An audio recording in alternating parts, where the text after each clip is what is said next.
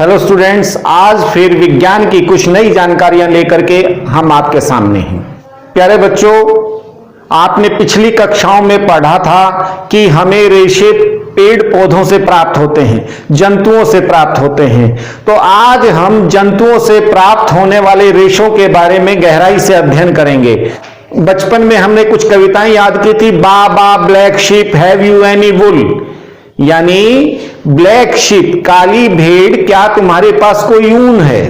इस प्रकार की भाव की कविता की पंक्तियां हम अंग्रेजी में उच्चारित करते थे, याद करते थे। इसका अभिप्राय क्या है? हमें भेड़ों से ऊन प्राप्त होती है।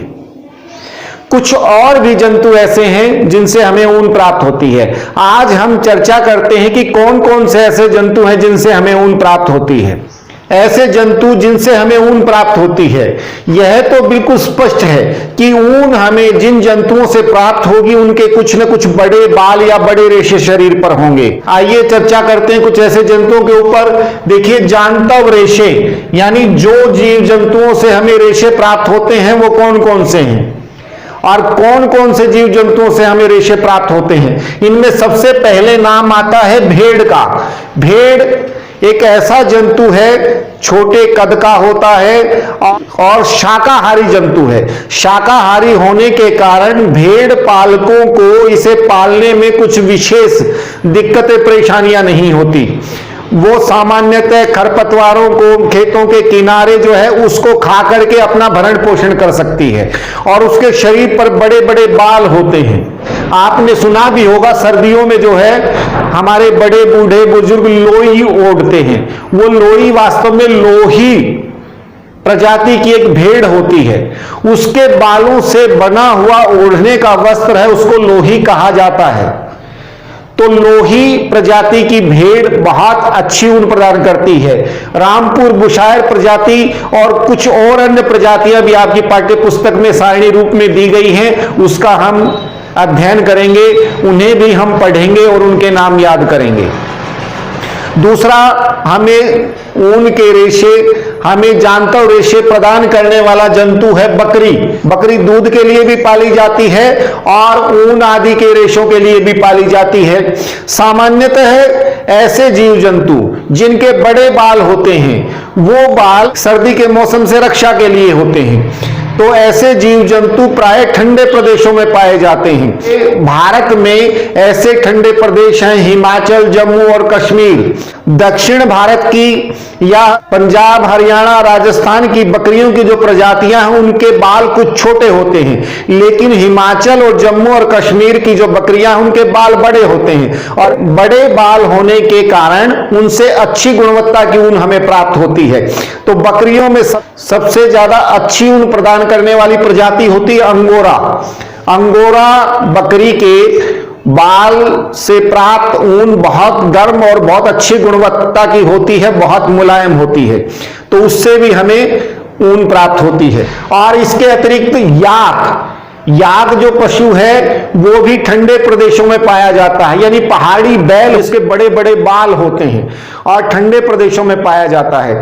तो ठंडे मौसम के समय में इन प्राणियों की ठंड से रक्षा करने के लिए उनके बड़े बाल होते हैं, लेकिन सामान्यतः ऊन प्राप्त करने वाले या उनके पालक जो होते हैं, जब गर्मी की ऋतु आती है, जब उनके शरीर को ज्यादा ठंड से रक्षा की आवश्यकता नहीं होती, उस समय उनके बालों को काट लेते हैं। इससे जीव जंतुओं की सर्दी से रक्षा भी हो जाती है और गर्मी के समय में जो है पशुपालकों को अतिरिक्त आय भी प्राप्त होती है। घने बाल होने के कारण गर्मियों में उन जीव जंतुओं को अधिक गर्मी भी नहीं लगती। उसके बाद ऊंट के शरीर पर भी रोएदार बाल होते हैं, उन्हें भी काट करके हमें जांतव रेशे प्राप्त होते हैं। और हमारा उत्तरी और दक्षिणी अमेरिका के अंदर लामा और एल्पेका ये भी कैमेलिन वर्ग के ही प्राणी हैं, यानी कि ऊंट की प्रजाति के जंतु हैं। इनके घने बालों से भी हमें जांतव रेशे प्राप्त होते हैं।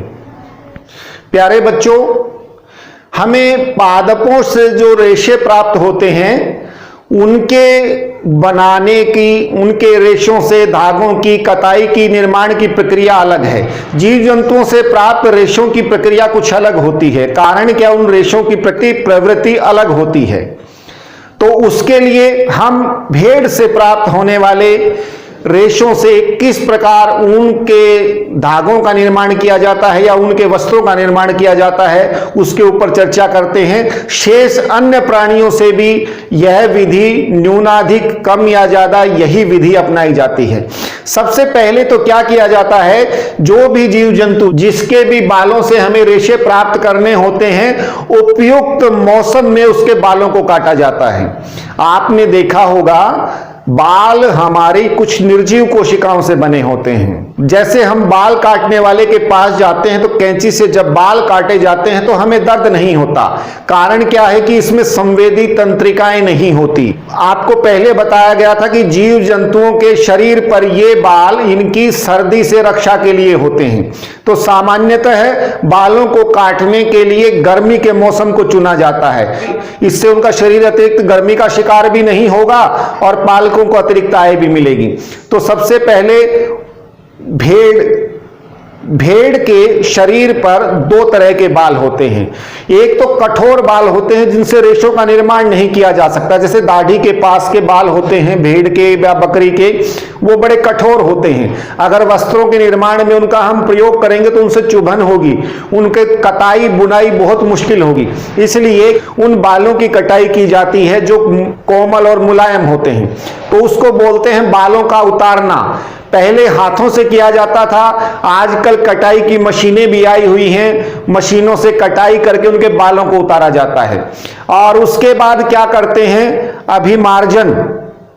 क्योंकि जीव जंतु प्रायः जंगलों में इधर उधर घूमते फिरते रहते हैं, तो उनके बालों के अंदर धूल, गर्द, मिट्टी आदि भी मिले हो सकते हैं उनके शरीर पर।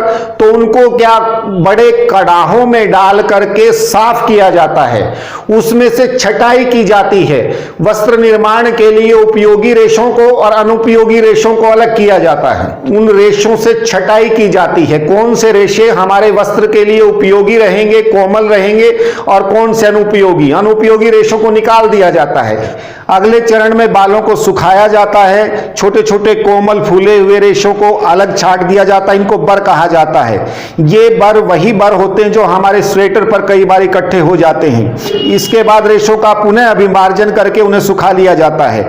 उसके बाद रेशों की रंगाई का चरण शुरू होता है, क्योंकि जीव जंतुओं से प्राप्त रेशे प्रायः एक ही रंग के होते हैं और पहनने के लिए उन्हें विविध रंगों में आवश्यकता होती है। इसलिए इनकी वस्त्र निर्माण से पहले रंगाई की जाती है। अंतिम चरण को रीलिंग कहा जाता है। रेशों को सीधा करके सुलझाते हुए लपेट करके धागा बनाते हैं और फिर काट करके स्वेटरों की ऊन के रूप में इन्हें भेज दिया जाता है। जांतव रेशों में एक और प्रमुख नाम है रेशम का।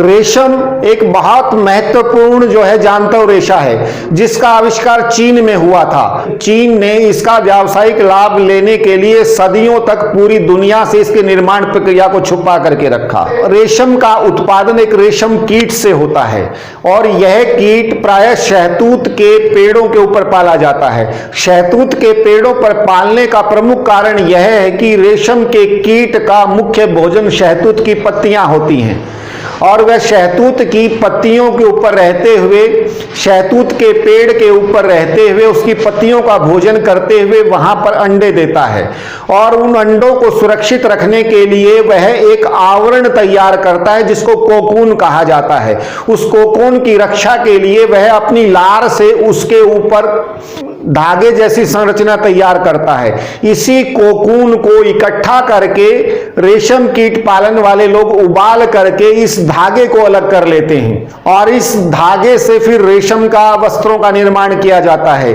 रेशम कीट पालन को सेरीकल्चर भी कहा जाता है। रेशम कीट का जीवन चक्र आप देख सकते हैं, आपको चित्र में दिखाई दे रहा होगा। रेशम के दो कीट, एक नर रूप में है, एक मादा रूप में है और ये शहतूत के वृक्ष पर अपने अंडे देते हैं। शहतूत की पत्ती पर आपको अंडों जैसी संरचनाएं दिखाई दे रही होंगी। इससे रेशम के कीट का निर्माण होता है। कैटरपिलर जिसको कहा जाता है, और यही कैटरपिलर बाद में विकसित होकर के नए रेशम कीटों का निर्माण करता है, और यह अंडे देने के लिए जिस कोकून की संरचना का निर्माण करता है वह भी आपको चित्र में दिखाई दे रहा है। उम्मीद है बच्चों जानता रेशों के बारे में ये जानकारियां आपको रोचक और अच्छी लगी होंगी और समझ में आ गई होंगी। फिर भी कहीं कुछ लगे कि कुछ छूट गया है तो आप इस वीडियो को दोबारा देखें। यदि आप चैप्टर के बारे में कुछ और जानकारी चाहते हैं तो नीचे कमेंट बॉक्स में जरूर लिखिएगा। Okay students, bye. Thanks for watching. Don't forget to subscribe our channel and press the bell icon to get latest updates. Thank you all.